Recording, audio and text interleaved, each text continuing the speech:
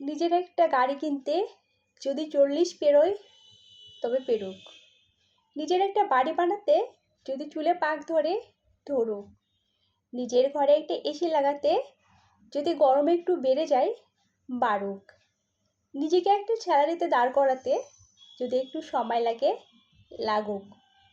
যদি 30 পেরিয়েও বিয়ে না হয় না হোক। বাচ্চা নিতে যদি একটু সময় লাগে লাগুক। 45 ডিভোর্সের পরেও যদি জীবনে আরও একটা প্রেম আসুক। জানি লোকে বলবে এতটা দেরি হয়ে গেল, আর কবে হবে? তোমার দ্বারা আর কোনো কিছু হবে না, তুমি হলে সেই অকর্মা। অমুক সময়ের মধ্যে তমুক জিনিসটা যে পেতেই হবে, এবং তমুক জিনিসটা না পেলে যে একেবারেই জীবনটা রসাতলে যাবে, এমন কোনো জরুরি নিয়ম জীবন আপনার জন্য জারি করেনি।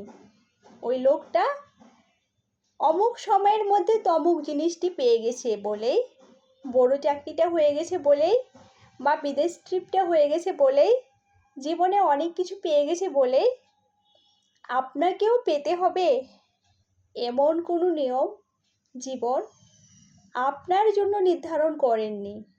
আপনার পথ শুধুই আপনার। আপনার পথ আপনাকেই লিখতে হবে, আপনাকেই গড়তে হবে। ভালো থাকুন।